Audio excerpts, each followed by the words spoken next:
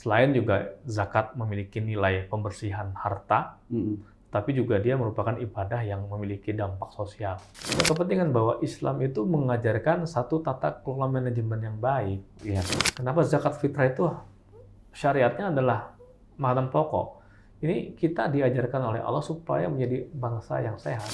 Keseimbangan hidup manusia ataupun satu bangsa itu, kesehatan secara fisik juga dipentingkan dalam agama kita.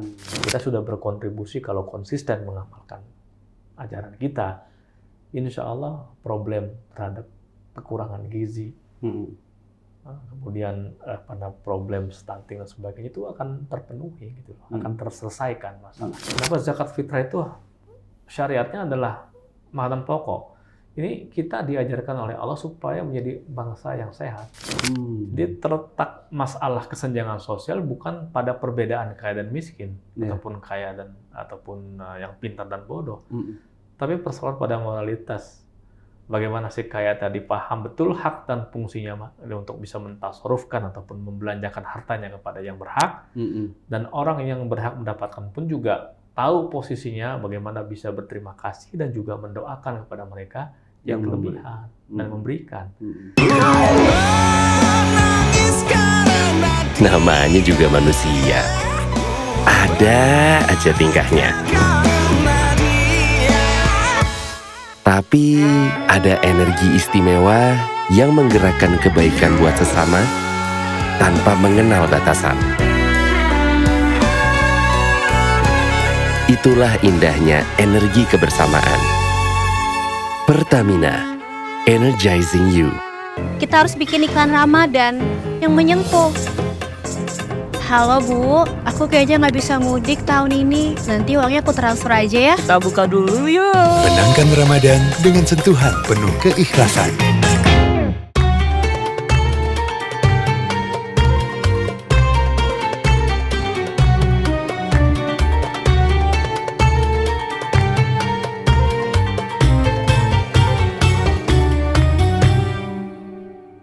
Assalamualaikum warahmatullahi wabarakatuh.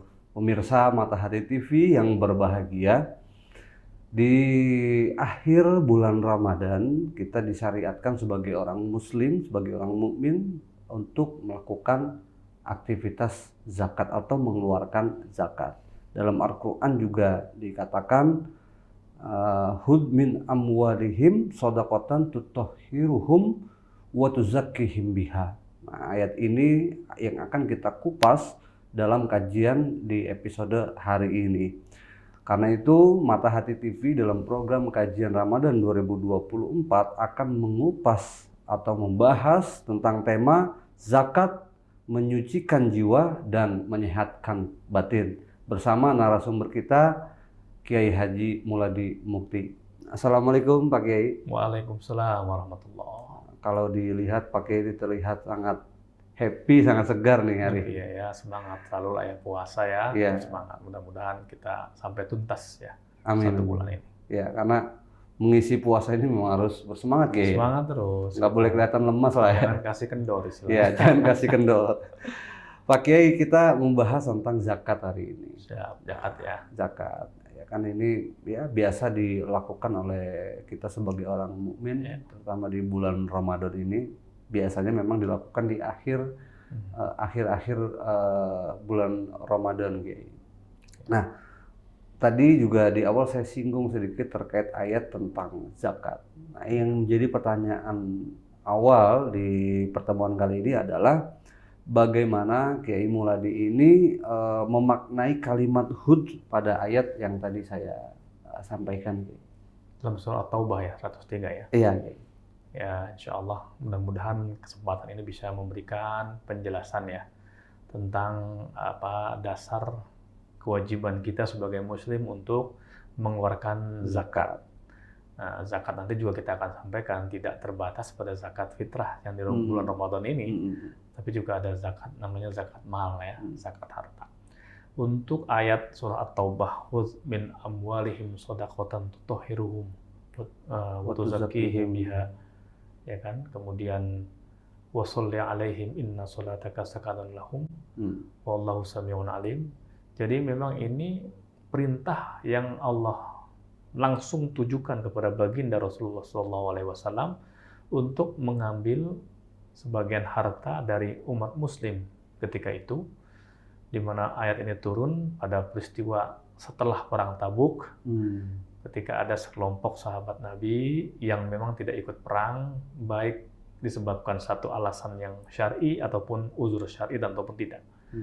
Nah, bagi mereka yang memiliki alasan uzur syar'i tentu dimaklumi, tetapi ada sekelompok sahabat juga yang memang tidak ada satu justifikasi ataupun alasan yang tepat kenapa mesti tidak mengikuti perang ketika itu. Ini asbabun nuzul ini? Asbab nuzulnya seperti itu. Nah, akhir daripada cerita itu, bentuk daripada penyesalan para sahabat yang tidak mengikuti seruan ajakan perang tanpa uzur tadi itu, dia menyerahkan hartanya kepada Rasul sebagai bentuk kontribusi lah sosial akibat antara lain penyesalan mereka tidak berkontribusi dalam jihad tersebut, tidak ikut dalam perang. Jadi Rasulullah menolak, saya tidak pernah diperintahkan Allah untuk mengambil harta untuk yang seperti ini. Tapi tiba-tiba Allah langsung menurunkan firman-Nya. Artinya menyetujui satu perbuatan sahabat Nabi yang secara inisiatif untuk menyerahkan harta sebagai bentuk kontribusi, juga penyesalan, sebagai penyesalan. Makanya katakan, wahai Muhammad, khudz, ambillah. Mereka sudah ingin menyerahkan, khudz, ya kan? Min amwali shadaqatan, sebagai sedekah ya. Yang dengan pemberian uang itu bisa harta itu akan mengakibatkan tutahhiruhum, membuat mereka itu suci dari dosa yang mereka lakukan berupa ikutsertaan mereka dalam perang Tabuk tersebut. Nah, wa tuzakihim biha itu juga membersihkan jiwa. Nah, nanti tafsirnya itu mengatakan bahwa kata-kata tutahhiruhum yang dimaksudnya adalah takhliyah. Jadi pengosongan dari sifat dosa, dari perbuatan dosa. Wa tuzakihim biha itu tahliyah bi al-a'mal as-sayyi'at bil a'mal al-hasanat. Jadi mengisi dengan perbuatan yang baik. Kenapa tahliyah dulu, mengosongkan dari dosa, didahulukan daripada mengisi hati dengan perbuatan yang baik? Karena kaidah usul fikih mengatakan daf'ul mafasid muqaddamun ala jalbil masalih. Menolak bahaya, musibah itu lebih didahulukan ketimbang kita mengambil manfaat. Nah, ayat ini menjadi sebuah sandaran bahwa ketika Rasulullah diperintahkan untuk mengambil harta dari orang-orang yang taubat itu, supaya tujuannya membersihkan mereka dari dosa dan juga mengisi hati mereka supaya tenang dengan perbuatan-perbuatan baik.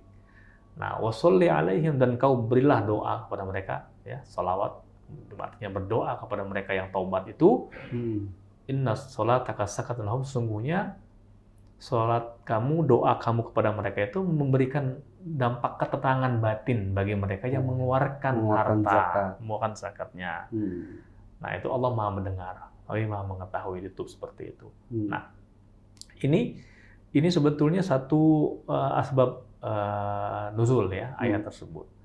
Sekarang, apakah kalau memang ini murni diturunkan kepada Nabi Muhammad SAW, lalu perintah zakat itu hanya kepada mereka saja?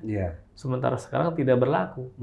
Sedangkan kita kenal bahwa perintah sholat zakat kan wa aqimus sholat wa atuz zakat, dirikanlah sholat dan tunaikanlah zakat, itu juga berlaku kepada kita. Bukan hanya khusus kepada muslim yang ketika itu melakukan pelanggaran perang.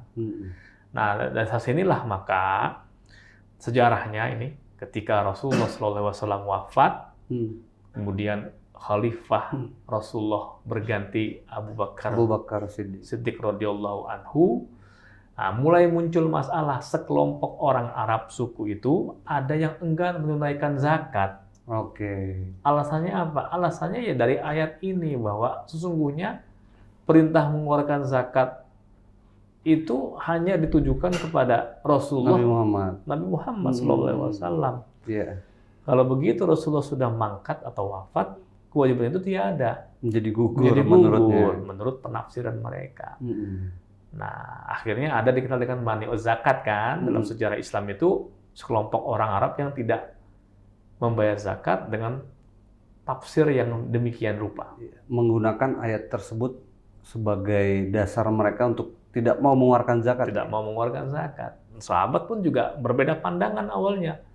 Bahkan Umar bin Khattab tidak setuju awalnya dengan kebijakan khalifah baru Abu Bakar Siddiq untuk memerangi mereka yang menolak berbayar zakat. Padahal pada faktanya mereka tetap bersyahadat. Mereka tetap sholat. Hanya tidak membayar zakat yang ketika itu sudah berubah pimpinan dari Rasulullah kepada Abu Bakar Siddiq. Nah, dengan perkataan Umar yang lebih tepat dan terkenal ya, bahwa yang aku tahu dari hadis Rasulullah dan anjurannya baginda Rasulullah itu, aku boleh memerangi orang selama dia itu sudah mengucapkan la ilaha illallah, aku nggak boleh lagi memeranginya atau membunuhnya. Saya potong sedikit, Gey. Ya. Artinya setelah ada penolakan dari beberapa kelompok terhadap seruan Khalifah Abu Bakar soal menunaikan zakat ini, di sana Khalifah Abu Bakar ini ingin melakukan perang terhadap kelompok itu. Iya, dia ingin punya kebijakan, ini satu tindakan pembangkangan.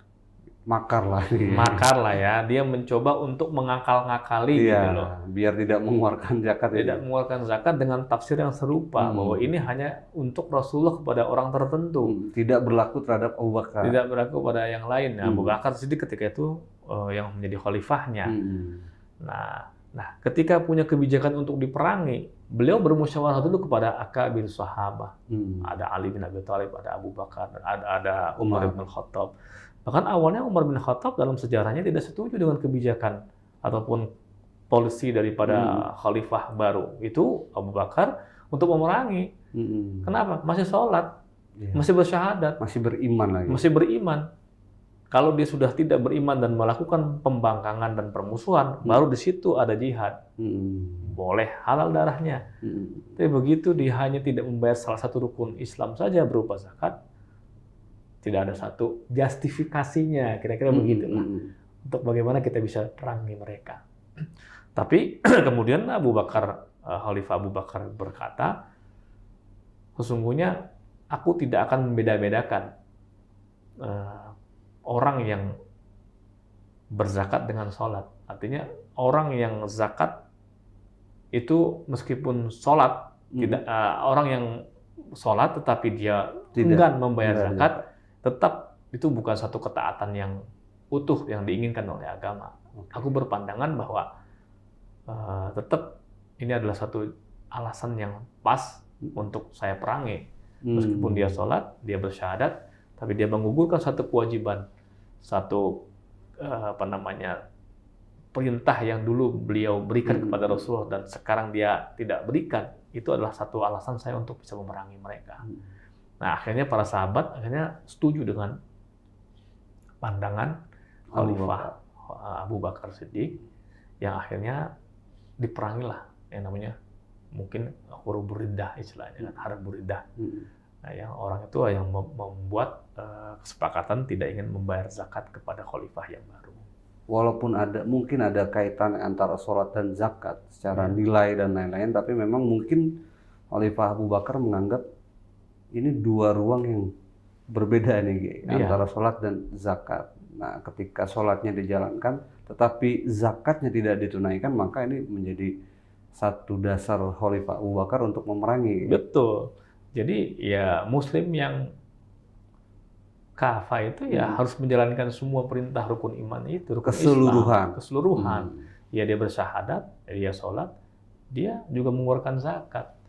Apalagi kita juga memahami konteks saat itu kan, kalau kita kaji secara fiqh siasah syariah itu kan memang membutuhkan kekuatan dana berupa pengumpulan zakat yang dikoleksikan untuk kesejahteraan umat dan juga membiayai yang lain-lain, termasuk fisabilillah, Ibnu Sabil sebagai sebuah kekuatan ekonomi. Ketika itu tidak dijalani pada masa kehilafahan yang baru seumur jagung ketika itu, ini akan berpotensi untuk istilahnya itu membuat satu makar dan mengganggu stabilitas politik negara Islam ketika itu yang baru dibangun. Nah ini jadi memang ada aspek murni teologi dan juga ada aspek politik, sosiologi. Jadi kita harus bisa memahami, membaca sejarah itu dari secara ijtihad politik dan siasat syariah. Itu yang harus kita pahami. Baik, artinya dari pertanyaan dan jawaban di pertanyaan yang pertama ini, Kiai, bahwa ayat tadi itu memang secara spesifik turun kepada Nabi Muhammad, tetapi sebetulnya berlaku tidak hanya kepada Nabi Muhammad pada saat itu, tetapi juga ada ayat atau seruan lain yang menguatkan tentang kewajiban mengeluarkan zakat itu, kayak ya tadi juga cerita tentang setelah Nabi Muhammad wafat kemudian digantikan oleh Abu Bakar dan ada tragedi seperti itu, ya ini merupakan satu sejarah yang perlu juga diketahui oleh masyarakat tentang sejarah zakat pada masa Nabi dan masa sahabat lagi. Betul. Nah, hari ini kemudian saya coba masuk lebih dalam lagi tentang aktivitas zakat, Kiai. Dalam Ramadan, dalam aktivitas zakat fitrah, Kiai, sebetulnya yang memiliki kepentingan atau yang berkepentingan dalam aktivitas zakat ini tuh siapa? Apakah seorang muzaki yang punya kepentingan? Apakah mustahik? Atau apakah si amil yang memiliki kepentingan dalam aktivitas zakat ini? Ya, tiga komponen ini sebetulnya memiliki kepentingan dalam artian memiliki peran yang masing-masing ya untuk bisa mengukuhkan zakat sebagai sebuah instrumen fikih sosialnya ya, sebagai sebuah instrumen bagaimana menegakkan sisi sosial daripada ajaran Islam itu. Selain juga zakat memiliki nilai pembersihan harta, tapi juga dia merupakan ibadah yang memiliki dampak sosial. Nah, ini berarti siapa yang memiliki kepentingan? Ya, seorang muzaki dia harus memiliki kepentingan karena hakikatnya harta yang diberikan Allah kepadanya merupakan anugerah yang harus diingat itu ada hak para mustahik. Gitu loh. Jadi dipahami betul bahwa apa yang hakikatnya dia miliki itu bukan mutlak hasil dari jerih payah dia ataupun murni harus dibelanjakan sesuai untuk kepentingan dirinya sendiri. Tapi dalam punya hakun ma'lum lisa'il wal mahrum kan begitu dalam Al-Qur'an mengatakan bahwa ada hak-hak orang-orang yang kurang beruntung di situ. Nah, maka dia punya kepentingan untuk bagaimana amanat yang diberikan Allah berupa kelebihan harta itu juga diberikan sesuai dengan jalurnya dan tempatnya adalah para mustahik yang asnaf samaniyah yang kelompok 8 itu kan fuqara masakin al-gharimin orang-orang yang berhutang mu'allafah qulubum dan sebagainya fisabilillah itu adalah satu kanal ataupun tempat-tempat di mana seorang yang memiliki kelebihan harta itu bisa memberikan menyalurkan. Kalau nggak ada mustahik nih bingung juga nanti muzaki dan amil ini, Kiai. Betul, jadi memang ya itu dia. Jadi kenapa ada amil? Juga punya kepentingan bahwa Islam itu mengajarkan satu tata kelola manajemen yang baik. Kenapa perlu ada amil? Ya karena supaya tidak menyebabkan yang kaya juga tidak merasa terlalu di atas menghadapi langsung orang yang diberinya mustahik. Jadi tidak ada menghindari interaksi langsung antara muzaki dengan mustahik. Maka perlu ada amil. Si mustahik juga tidak merasa rendah diri. Sangat rendah di hadapan muzaki itu, Ki. Itu tujuannya kenapa mesti ada amil yang dikelola secara profesional. Dan dengan adanya amil itu juga punya kepentingan bagaimana bisa menyalurkan supaya rata gitu. Karena tujuan penyaluran harta itu zakat supaya setiap orang yang berhak itu merasa mendapatkan secara merata kan gitu, secara adil, proporsional. Jadi asnaf yang kelompok-kelompok yang 8 itu jangan sampai justru ada demonstrasi kefakiran yang secara permanen setiap tahun yang menerima dengan yang berzakat dia juga gitu loh, tidak merata. Nah, maka perlu dikelola secara baik oleh amil dan itu saya pikir di Indonesia sudah cukup bagus ya instrumen undang-undangnya ada amil zakat dan masjid-masjid juga menerapkan itu Ini satu tradisi agama Islam yang memang mengajarkan supaya kita mengelola secara profesional, apapun saja. Bahkan ibadah zakat, ini juga harus dikelola dengan baik. Tadi saya lupa, Kiai, belum menjelaskan di awal dari pertanyaan yang kedua kepada pemirsa Matahari TV ini tentang makna muzaki itu apa, amil itu apa, Ya, mustahik itu apa. Barangkali nanti pemirsa Matahari TV ada juga yang belum. ya. Muzaki itu orang yang memberikan zakat. Muzaki Ya, orang yang memberikan memberikan zakat. zakat atau membayar zakatnya lah. Kalau mustahik itu adalah kelompok-kelompok yang berhak untuk menerima Menerima zakat. zakat. Ya, antara pemberi dan penerima istilahnya. Ya. Di tengah-tengahnya ada amil. Amil itu adalah sekelompok orang atau individu yang tugasnya mengkolek ataupun mengumpulkan harta zakat dengan tujuan disalurkan kepada orang yang berhak mustahik tadi itu, kelompok kepada- 8 tadi itu. Nah, ini istilah-istilah dalam fikih zakat ya. Ya, artinya dalam aktivitas zakat fitrah itu ya antara 3 unsur tadi ini semuanya itu berkaitan dan semuanya berkepentingan ya, Kiai? Iya, harus berkepentingan dan bertanggung jawab Bertanggung jawab. untuk bisa menegakkan syariat zakat tersebut, gitu loh. Jadi kenapa kita hanya memahami zakat sebatas fitrah? Itu kan juga harus perlu kita sosialisasikan bahwa kewajiban zakat tidak hanya fitrah, bahkan fitrah sedikit sekali itu kan hanya berapa itu, berapa liter beras kan begitu kan untuk selesai ibadah sholat sebelum sholat Id itu naikkan. Tapi yang paling penting adalah bagaimana mensosialisasikan dan menumbuhkan kesadaran umat Islam juga untuk berzakat malnya yang harus dikeluarkan setiap tahun kalau sudah mencapai nisabnya. Iya. Harta perhiasannya, apa namanya, emas, ya, harta yang dia kumpulkan, urud tijarah, harta perniagaan, ataupun pertanian. Nah, itu yang harus juga dikeluarkan zakatnya. Nah, jadi satu lagi yang mungkin menarik juga ya. Dalam syariat zakat fitrah itu kan kita diperintahkan mengeluarkan qut ya, ataupun makanan pokok. Tapi dalam ibadah kurban, kita itu diperintahkan untuk mengorbankan binatang ternak. Itu berupa hewan kurban. Iya. Kambing misalnya. Kambing, sapi. Nah, itu sebetulnya ini ada hikmahnya juga sebetulnya. Kenapa zakat fitrah itu syariatnya adalah makanan pokok? Ini kita diajarkan oleh Allah supaya menjadi bangsa yang sehat. Bangsa yang sehat itu adalah bangsa ataupun umat yang tercukupi asupan karbohidrat dan proteinnya. Sangat jauh sebetulnya maknanya, Kiai. Iya. Jadi kalau istilah stunting dan lain sebagainya itu sebetulnya dengan sendirinya kita diajarkan lewat syariat zakat itu.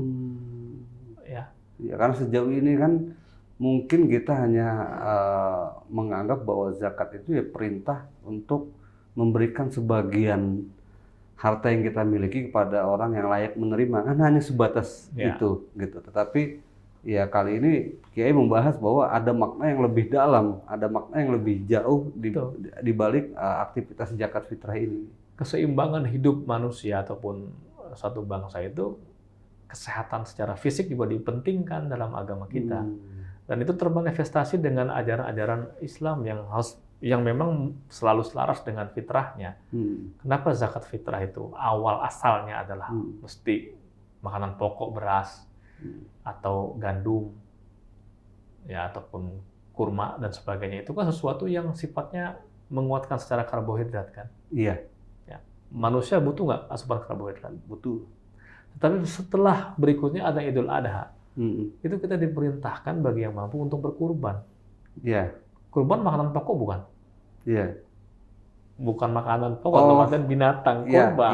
Binatang kurban. Nah, itu kan protein. Iya, mengandung protein. Mengandung protein. Jadi kalau kita ingin melihat contoh umat manusia yang ideal di bumi ini berjalan, lihatlah umat Islam yang sehat secara fisik, indikasinya tercukupi asupan karbohidrat dan proteinnya, dijelmakan dengan ibadah zakat fitrah dan ibadah kurban. Dia mengkonsumsi asupan yang seimbang ya, antara karbohidrat dan protein yang tercermin dari zakat fitrah, juga dari kurban di Kurban Idul itu. Adha itu. Nah itu kita kalau merenungi secara dalam luar biasa. Hmm. Kita sudah berkontribusi kalau konsisten mengamalkan ajaran kita. Insya Allah problem terhadap kekurangan gizi, Hmm. kemudian pada problem stunting dan sebagainya itu akan terpenuhi gitu loh, akan terselesaikan masalahnya. Hanya kita perlu menggali lebih dalam ajaran-ajaran kita secara lebih kontekstual lagi. Ya, semoga dengan momen ini kita bisa tergugah ya. Ya. Tapi jangan kita batasi juga bahwa orang bagaimana mengganti zakat fitrah itu dengan uang, apakah boleh tidak, itu perdebatan fikih ya. Saya pikir kita bisa dibahas pada kesempatan yang lain ya. Tapi asalnya memang seperti itu. Awal tujuannya adalah memang sengaja Allah atau syariat kita ciptakan supaya terjadi keseimbangan itu. Karena antara Ramadan dengan ibadah haji kan hanya beberapa bulan Ya, kan? berdekatan loh. Berdekatan, Syawal, kemudian dan seterusnya itu. Nah, mungkin masuk ke pertanyaan terakhir Kiai di sesi kali ini, masih seputar aktivitas zakat. Ya. Secara lahiriah mungkin aktivitas zakat itu seorang muzaki yang mengeluarkan hartanya untuk berzakat kepada mustahik, mungkin mereka sadar bahwa zakat yang dikeluarkan itu untuk berupaya mensucikan hartanya, Ya. gitu, atau mensucikan jiwanya. Tetapi bagaimana suasana batin yang dirasakan oleh seorang muzaki maupun seorang mustahik sebagai penerima zakat? Ya. Ini berbicara tentang suasana kebatinan. Kebatinan. Nah ini yang aspek penting juga. Jadi pastilah orang yang mengeluarkan zakat didorong dengan keimanan dia, rasa patuh dia akan ajaran dan perintah Allah, agama untuk mengeluarkan zakat. Ada kepuasan batin bahwa dia sudah menunaikan suatu kewajiban. Dan justru dalam ayat yang tadi kita sebutkan, washolli alaihim inna sholataka sakanun lahum, itu mengindikasikan bahwa seorang yang menerima zakat itu arahannya atau tuntunannya adalah mendoakan orang yang memberikan zakat. Karena dengan doa yang diberikan atau diucapkan oleh orang yang menerima zakat, itu akan muncul spirit ketenangan jiwa bagi orang yang berzakat. Ketenangan jiwa, kemudian juga keberkahan dalam harta yang dia infakkan, yang dia berikan. Nah, begitupun juga orang yang berzakat dengan mengamalkan perintah yang Allah berikan berupa menginfakkan hartanya, ada kepuasan batin bahwa dia telah menjalankan perintah Allah dan ajaran secara benar. Nah, ini ada semacam hubungan yang saling timbal balik antara orang yang berzakat dengan yang menerima zakat. Nah, inilah yang harusnya dikembangkan. Bukan justru yang memiliki kelebihan karunia Allah, dia merasa bahwa hartanya adalah murni miliknya, tidak ada hak orang lain. Ini kan muncul kesombongan. Ini yang tidak diinginkan oleh Allah, karena itu mengakibatkan ketidaktenangan secara batin. Dan sebaliknya, orang yang miskin pun juga bukan mendoakan, tetapi malah menakut-nakuti yang kaya. Jadi ada semacam pola interaksi yang keliru antara yang kaya dengan yang miskin. Yang miskin menakut-nakuti orang yang kaya, sebaliknya yang kaya pun jumawa dan sombong kepada yang miskin. Mengabaikan yang miskin. Mengabaikan. Ini kan pola interaksi yang tidak benar dalam agama. Nah, ini yang harus kita berikan. Persoalan kaya dengan miskin, orang yang dilebihkan karunia Allah berupa ilmu dan bodoh, ataupun kaya dan miskin, itu sunatullah. Jadi terletak masalah kesenjangan sosial bukan pada perbedaan kaya dan miskin, ataupun kaya dan ataupun yang pintar dan bodoh, tapi persoalan pada moralitas. Bagaimana si kaya tadi paham betul hak dan fungsinya untuk bisa mentasarufkan ataupun membelanjakan hartanya kepada yang berhak, dan orang yang berhak mendapatkan pun juga tahu posisinya, bagaimana bisa berterima kasih dan juga mendoakan kepada mereka yang kelebihan dan memberikan. Dan dalam ayat yang sering kan kita dengar, itu kan betapa Allah itu memang sudah sunatullah membeda-bedakan derajat satu manusia dengan yang lain. Ada yang kaya, yang miskin. Ahum yaqsimuna rahmata rabbik nahnu qasamna bainahum ma'isyatahum fil hayatid dunya, dalam surah Az-Zukhruf ya. lihat tak kita ba'duhum ba'dun sukhriyah. Itu kan apakah selain Allah mereka yang membagikan rahmat Allah berupa kelebihan. Sengaja kata Allah kami tinggikan satu dengan yang lain, yang lain ada yang kaya, ada yang miskin. Itu memang sunnatullah. Supaya ada siklus saling tolong menolong, membutuhkan satu dengan yang lain. Betul. Bayangkan Mas Coki kalau semuanya kita miskin semua di dunia ini. Wah, repot itu, Ki. Nah, itu kan Kalaupun semua kaya juga repot, Ki. sama juga. Semua kaya pun juga akan repot. Tidak ada saling tolong menolong, siklus kehidupan nggak akan berjalan.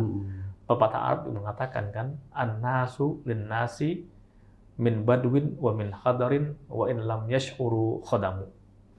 Orang kaya, orang miskin, orang desa, orang kota itu tanpa mereka sadari pembantu.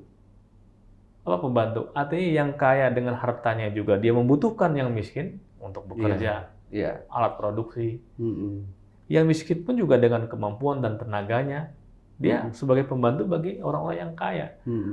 Ini ada perbedaan katakan antara kaya dan miskin itu untuk tadi berjalannya ekosistem di dunia ini dan saling membutuhkan.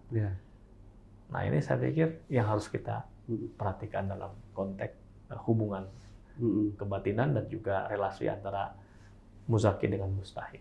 Yang berbahaya atau yang salah itu ketika kesadaran itu tidak terbangun, Ki.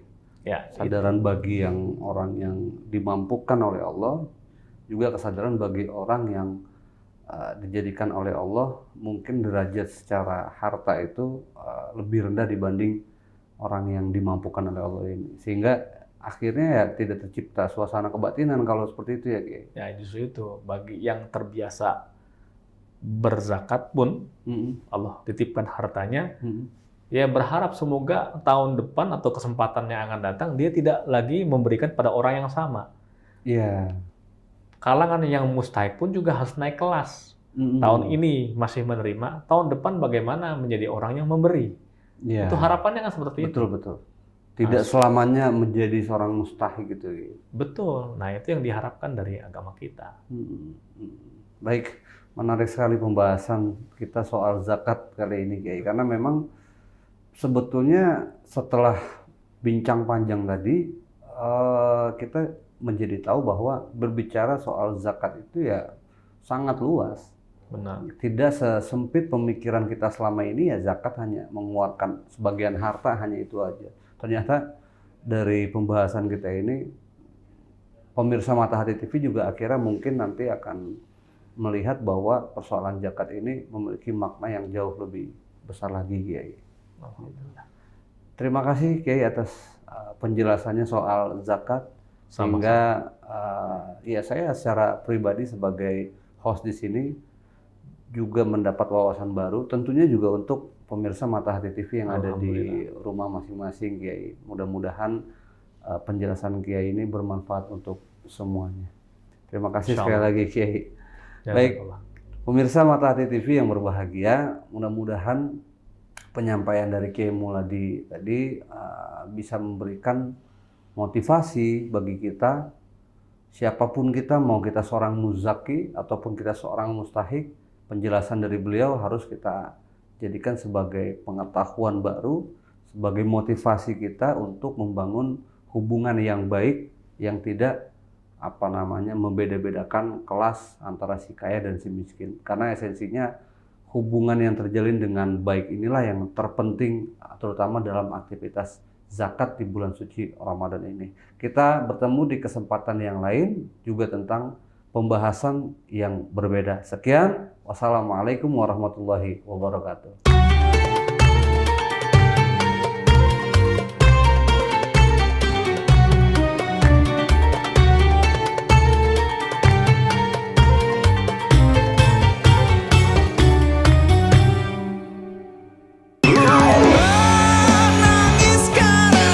Namanya juga manusia, ada aja tingkahnya. Tapi ada energi istimewa yang menggerakkan kebaikan buat sesama tanpa mengenal batasan. Itulah indahnya energi kebersamaan. Pertamina, energizing you.